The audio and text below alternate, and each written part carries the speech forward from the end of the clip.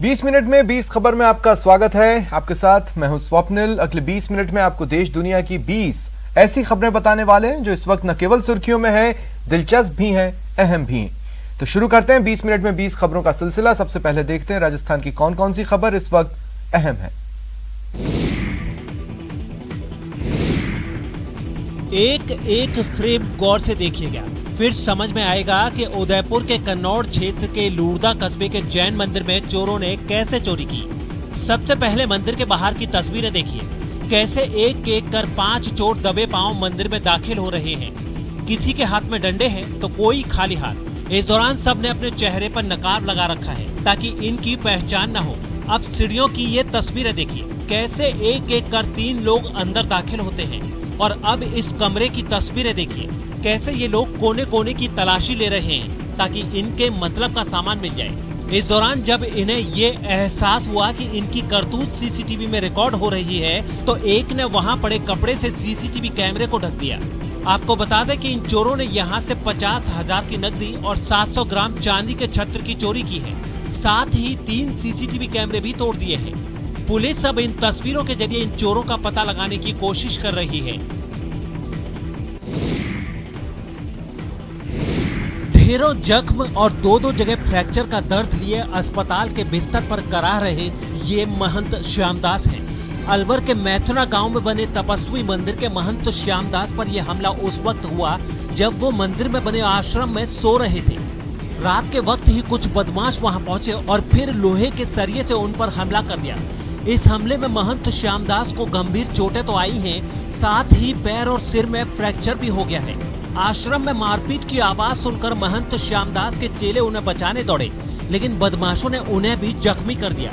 इस हमले के बाद बदमाश 2 लाख नकद और मंदिर की मूर्तियों के छत्र के साथ साथ अन्य जेवरात भी लूटकर फरार हो गए। इस वारदात की जानकारी मिलते ही पुलिस वाले मौके पर पहुंचे और गंभीर रूप से जख्मी हुए महंत श्यामदास को अलवर के राजीव गांधी अस्पताल में भर्ती कराया। साथ ही साथ इस मामले की जांच भी शुरू कर दी है। साहब जी, मैंने फाटक खोले हुए, द्वार खोले हुए, जब हिला में कौन है कौन नहीं है तो उनने मेरे सरियल दी नहीं है सिरूल नंबर की, क्या दैया मत्थे में। हाँ, लूट ले गए ना पैसे में। कितने ले गए थे? 2 लाख रुपए ले गए। 2 लाख रुपए ले गए। टूटे हुए शटर, टूटे हुए ताले और दुकान के अंदर बिखरा हुआ सामान, साथ ही बाहर लगी भीड़ ये बताने के लिए काफी है कि इन दुकानों में चोरी हुई है। दोनों दुकानों में चोरी की ये तस्वीरें सवाई माधोपुर के गंगापुर सिटी कस्बे से आई हैं। खास बात यह है कि कोतवाली के पास ही इन दोनों दुकानों में बुधवार की रात चोरों ने शटर तोड़कर हजारों की नकदी और कीमती सामान ले गए। महेश किराना स्टोर और विनोद जनरल स्टोर नाम की इन दोनों दुकानों के मालिकों को इस चोरी की खबर तब लगी जब ये लोग दुकान खोलने गुरुवार की सुबह दुकान पर पहुंचे। हमारी किराना की दुकान है। रात को शटर खोल और दुकान में से एक तो गल गया पूरा और एक पीपा में 15,000 रुपए गए। 1,60,000 के लगभग केस था और 27,000 के दुकानदार थे। सवाई माधोपुर में पिछले कुछ दिनों से दुकानों में चोरी की वारदातें बढ़ती जा रही हैं। ऐसे में यहाँ के लोग पुलिस वालों से काफी नाराज हैं और उनका कहना है कि पुलिस की लापरवाही से ही चोरों के हौसले बुलंद हैं। कार के चिथड़े उड़ गए हैं। सड़क और कार के अंदर खून के छींटे पड़े हैं। पास ही एक शख्स की खून से लथपथ डेड बॉडी पड़ी है और कार के अंदर भी एक शख्स की डेड बॉडी पड़ी है। दिल दहला देने वाली ये तस्वीरें श्री गंगानगर के सूरतगढ़ से आई हैं। बताया जा रहा है कि सूरतगढ़ के 28 पीबीएन गांव के पास नेशनल हाईवे 62 पर एक कार और डंपर में जोरदार टक्कर हो गई। इस टक्कर में कार के परखच्चे उड़ गए और इसमें बैठे दोनों शख्स की मौके पर ही मौत हो गई। कार सवार जिन लोगों की मौत हुई है उन्हें लेकर कहा जा रहा है कि वो श्री गंगानगर के रिद्धि सिद्धि इलाके के रहने वाले हैं और ये दोनों बीकानेर के लिए घर से निकले थे, लेकिन सूरतगढ़ के 28 पीबीएन गांव के पास उनकी कार एक डंपर से टकरा गई और इस हादसे में इन दोनों की जान चली गई। इस हादसे की खबर राहगीरों ने पुलिस को दी, तब जाकर पुलिस वाले मौके पर पहुंचे और दोनों मृतकों के शवों को मोर्चरी में रखने की व्यवस्था की। ट्रेन का एक डिब्बा दूसरे डिब्बे के ऊपर जा चढ़ा था। अंदर से चीख पुकार की आवाज आ रही थी और मौके पर मौजूद रेस्क्यू टीम के लोग घायलों को बाहर निकालने में जुटे थे। ये तस्वीर भले ही हादसे की लग रही हो, लेकिन असल में यहाँ कोई हादसा नहीं हुआ है। बल्कि ये ऐसे हादसे के दौरान रेस्क्यू ऑपरेशन को अंजाम देने के लिए मॉक ड्रिल है। कोटा के गुंडला जंक्शन पर एनडीआरएफ और एसडीआरएफ की टीम ने बुधवार की देर रात इस मॉक ड्रिल का आयोजन किया। बिल्कुल असल हादसे की तरह इमरजेंसी हूटर बजाया गया और रेलवे कर्मचारियों को ये बताया गया कि एक हादसा हुआ है। इसके बाद यहाँ रेस्क्यू ऑपरेशन की प्रैक्टिस शुरू की गई। ट्रेन हादसा यहाँ हुआ है। एक ट्रेन दूसरी ट्रेन पे चढ़ गई है। दो ट्रेनों की टक्कर का ये दृश्य है।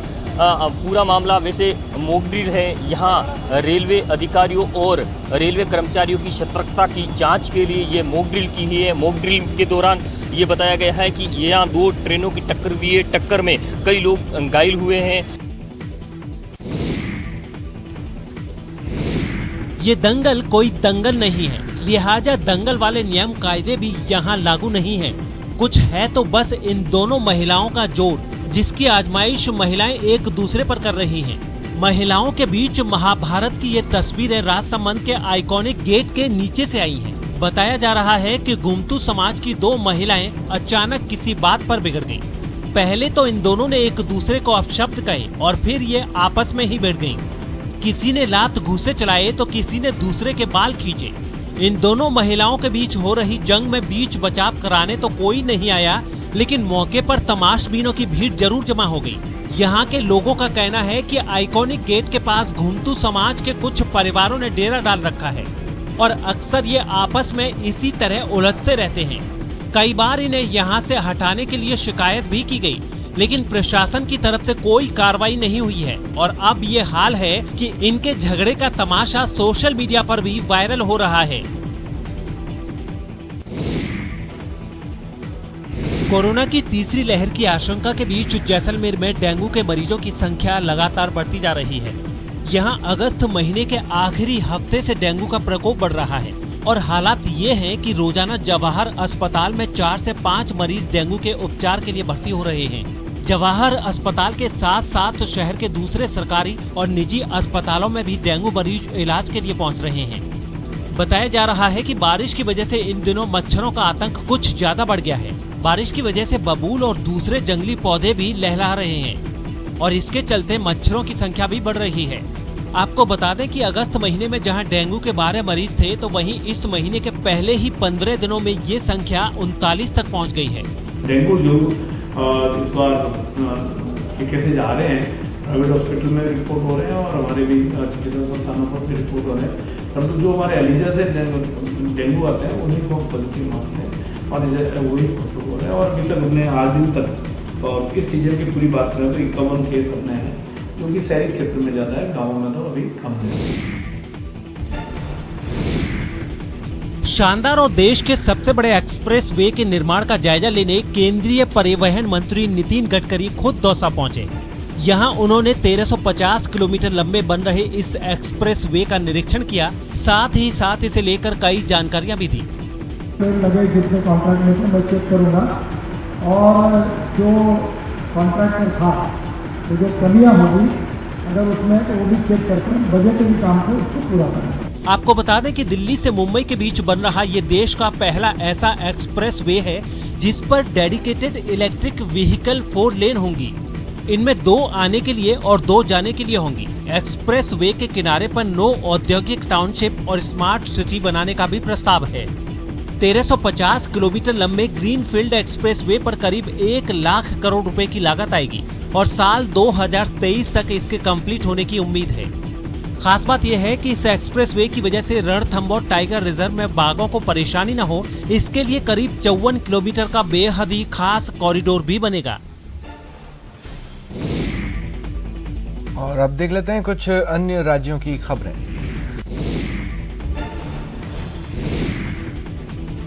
प्रधानमंत्री नरेंद्र मोदी ने रक्षा मंत्रालय के 2 नए दफ्तरों का उद्घाटन कर दिया है। ये दोनों इमारतें केंद्र सरकार के ड्रीम प्रोजेक्ट सेंट्रल विस्टा के तहत बनाई गई हैं। इन दोनों इमारतों में एक इमारत कस्तूरबा गांधी मार्ग सेंट्रल दिल्ली है और दूसरी इमारत अफ्रीका एवेन्यू चाणक्यपुरी में स्थित है। ये दोनों बिल्डिंग सेंट्रल विस्टा प्रोजेक्ट के पहले फेज के तहत तैयार हुई हैं। दरअसल अब तक रक्षा मंत्रालय का मुख्य दफ्तर साउथ ब्लॉक के पास था, जबकि बाकी दफ्तर इधर उधर थे। इनको अब इन 2 बिल्डिंग्स में समाहित कर दिया जाएगा और करीब 7000 कर्मचारी इनमें शिफ्ट हो जाएंगे। आपको बता दें कि रक्षा मंत्रालय के इन 2 दफ्तरों को तैयार करने में 775 करोड़ रुपए खर्च हुए हैं। इन 2 दफ्तरों में कुल 7000 ऑफिसर्स कर्मचारी काम कर सकेंगे। सेना की जरूरत की प्रोक्योरमेंट जो सालों साल चलती थी वो तेज हुई है, तब देश की रक्षा सुरक्षा से जुड़ा कामकाज दशकों पुराने हटबैंड से हो, ये कैसे संभव हो सकता है? टाइम पत्रिका की ओर से जारी 2021 के 100 सबसे प्रभावशाली लोगों की लिस्ट में फिर प्रधानमंत्री नरेंद्र मोदी को जगह मिली है। उनके साथ भारत से इस लिस्ट में पश्चिम बंगाल की मुख्यमंत्री ममता बनर्जी और सीरम इंस्टीट्यूट ऑफ इंडिया के मुख्य कार्यकारी अधिकारी अदार पूनावाला को भी टाइम ने सबसे प्रभावशाली लोगों की लिस्ट में जगह दी है। टाइम ने बुधवार को 2021 के 100 सबसे प्रभावशाली लोगों की अपनी वार्षिक सूची जारी की। नेताओं की इस वैश्विक सूची में अमेरिकी राष्ट्रपति जो बाइडेन, उपराष्ट्रपति कमला हैरिस, चीन के राष्ट्रपति Xi Jinping, Duke of duchess of success Prince Harry और मेगन और अमेरिका के पूर्व राष्ट्रपति डोनाल्ड ट्रंप को भी इस लिस्ट में रखा गया है। खास बात यह है कि इस सूची में एक नाम आतंकी संगठन तालिबान के राजनीतिक चेहरे मुल्ला अब्दुल गनी बरादर का भी है। इसके अलावा इनोवेटर्स में एलन मस्क का नाम भी शामिल है। वहीं रूस में पकड़े गए पुतिन विरोधी कार्यकर्ता एलेक्सेई नवाल्नी और गायिका ब्रिटनी स्पीयर्स को भी प्रभावशाली लोगों की इस सूची में जगह दी गई है।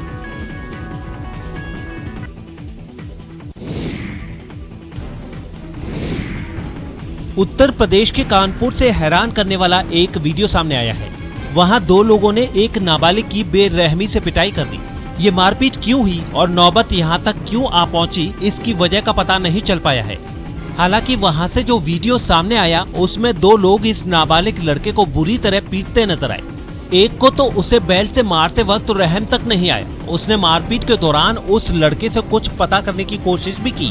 बताओ जल्दी जल्दी बताओ। जब जवाब नहीं मिला तो दूसरे शख्स ने उसे लगातार थप्पड़ जड़े, लेकिन उस लड़के का जवाब तब भी ना में ही रहा। भाई हम नहीं थे, मम्मी कसम नहीं थे, नहीं कुछ करा। वो लड़का लगातार गुहार लगाता रहा कि उसे बख्श दिया जाए, लेकिन उन लोगों ने उसकी एक नहीं सुनी। तुम छोड़ो तो यार।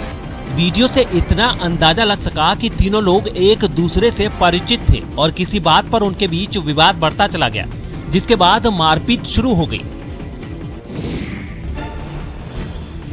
बिहार में मॉनसून के कहर की डराने वाली तस्वीरें सामने आई हैं। वहां गंगा नदी में आए जबरदस्त उफान ने लोगों के आशियाने तक छीन लिए। भारी बारिश की वजह से यहां कई गांव पूरी तरह से डूब गए और लोगों की आंखों के सामने उनके घर पानी में समाते चले गए। वहां बारिश ने ऐसी तबाही मचाई कि लोग खुद ही अपने घरों के कच्चे हिस्सों को तोड़ते दिखाई दिए, ताकि उनकी वजह से कोई हादसे का शिकार न हो। खास बात यह है कि इन हालातों का जायजा लेने पहुंचे विधायक के सामने ही कुदरत ने अपना रौद्र रूप दिखा दिया। हमने भी कहा एसडीएम को, डीएम को कि सब लोग को कहीं कैंप में रख करके भोजन पानी का। इतना ही नहीं, यहाँ समंदर की तरह बहती गंगा नदी को देखकर लोग सहम गए। उनके घर इस बारिश में पूरी तरह बर्बाद हो गए, जिसके बाद उन्होंने जान बचाने के लिए प्रशासन की मदद मांगी। नदी के पानी ने लोगों का जीना मुहाल कर दिया है। कुछ जगहों पर कुछ सालों से डटे बड़े बड़े पेड़ ऐसे बहे मानो वो कागज के हों, तो वहीं कुछ इलाकों में गंगा पर बने घाट भी पानी में समा गए। बिहार के बगहा से चौंकाने वाली कुछ तस्वीरें सामने आई हैं। वहां कुछ लोगों ने एक तालाब से 8 फीट लंबे मगरमच्छ को पकड़कर बाहर निकाला। बताया गया है कि ये मगरमच्छ काफी लंबे वक्त से तालाब में रहकर मछलियों को अपना शिकार बना रहा था, जिसे तालाब से बाहर निकालने के लिए इलाके के कुछ लोग आगे आए और रस्सियों की मदद से उन्होंने इस काम को पूरा भी किया। इस भारी भरकम मगरमच्छ को उन्होंने खींचकर बाहर निकाला और एक पेड़ के तने से बांध दिया। उन्होंने उसके मुंह को 2 डंडों की मदद से दबा दिया ताकि वो किसी पर हमला न कर सके। गांव वालों का आरोप है कि कई बार वन विभाग को इसकी शिकायत भी की गई, लेकिन कोई एक्शन नहीं लिया गया। 2 महीना पहले से हमने के खबर केहू भी पकड़े नहीं। ये मगरमच्छ लगातार वहां से भागने की कोशिश में जुटा रहा, लेकिन उन लोगों ने ऐसा होने नहीं दिया। जब जब उसने वहां से आगे बढ़ने की कोशिश की, उन लोगों ने रस्सी के जरिए उसे पीछे की तरफ खींच लिया। इस दौरान वहां कई लोग इकट्ठा हो गए, जिनमें बच्चे भी शामिल दिखे। देश की बेहतरीन फोर्सों में से एक नेशनल सिक्योरिटी गार्ड यानी एनएसजी के कमांडो ने आतंकियों से निपटने के लिए एक मॉक ड्रिल की और अपनी तैयारियों को परखा। ये ड्रिल दिल्ली के पास हरियाणा के गुरुग्राम के एनएसजी ट्रेनिंग सेंटर में हुई। इस मॉक ड्रिल की कुछ तस्वीरें भी सामने आई, जिनमें एनएसजी जवानों की एक टुकड़ी हेलीकॉप्टर से उस इमारत की छत पर उतरती दिखी जिसमें आतंकी बने लोगों ने कुछ बच्चों को बंधक बना रखा था, जबकि कुछ जवानों ने जमीन के रास्ते इस इमारत को घेर लिया ताकि आतंकियों को बच निकलने का कोई मौका न मिल पाए। मॉक ड्रिल में इस बात का खास ध्यान रखा गया कि ऑपरेशन को अंजाम देते वक्त बंधकों को कोई नुकसान न पहुंचे और उन्हें सही सलामत छुड़ाया जा सके। इसी तरह इन जवानों ने आतंकियों के ठिकानों में घुसकर कैसे उनका काम तमाम करना है, इसे लेकर भी अपनी तैयारियां परखी। जो तस्वीर वहां से आई उसमें एनएसजी कमांडो आतंकी बने लोगों को ढेर करते दिखे। इस काम में एनएसजी के खास K9 डॉग स्क्वाड को भी शामिल किया गया। इसके अलावा आत्मघाती हमलों को नाकाम करने और बॉम्ब्स को डिफ्यूज करने का भी प्रदर्शन किया गया। एनएसजी की इस मॉक ड्रिल पर ड्रोन कैमरे से निगरानी की गई ताकि वक्त पड़ने पर जवानों तक मदद पहुंचाई जा सके और हालात के हिसाब से उनको अलर्ट भी किया जा सके। कुदरत की गोद और अद्भुत सौंदर्य से भरपूर जम्मू कश्मीर के राजौरी जिले के पीर पंजाल में 5 दिवसीय ट्रैकिंग अभियान की शुरुआत हो गई है। खास बात यह है कि इस अभियान में राजौरी के साथ साथ देश भर से आए सैलानी हिस्सा ले रहे हैं। इस अभियान का मकसद राष्ट्रीय एकता को बढ़ावा देने के साथ साथ युवाओं में पर्यावरण और स्थानीय वनस्पतियों और जीवों के बारे में जागरूक करना भी है।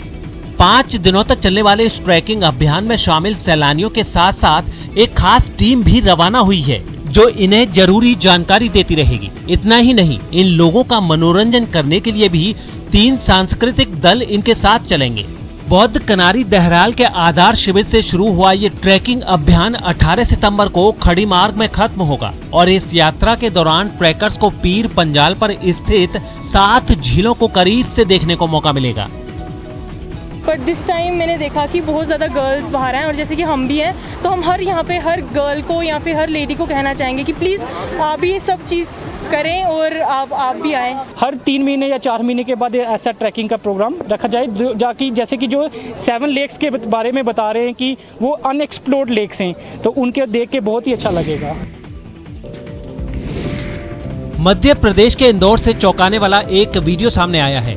वहां एक लड़की ने बीच सड़क पर डांस किया। बताया गया है कि लोगों को मास्क की अहमियत समझाने के लिए उसने ये तरीका अपनाया, लेकिन ऐसा करना उसे महंगा पड़ गया क्योंकि इस वीडियो के वायरल होते ही पुलिस एक्शन में आ गई और उसके खिलाफ कार्रवाई की बात होने लगी। वीडियो में जो कुछ नजर आ रहा है उसके मुताबिक वो लड़की बीच चौराहे पर दौड़ती हुई अचानक पहुंची और नाचने लगी। हालांकि वीडियो में जब तक वो डांस करती दिखी तब तक ट्रैफिक सिग्नल रेड ही था और वो जेब्रा क्रॉसिंग पर ही नाचती दिखाई दी। इस दौरान वो मास्क लगाए भी नजर आई, लेकिन जैसे ही ये वीडियो ट्रैफिक पुलिस के अधिकारियों की नजरों तक पहुंचा, डीएसपी ने इस लड़की समेत सभी लोगों को सावधानी बरतने की नसीहत दे डाली जो इस तरह के वीडियो बनाते हैं।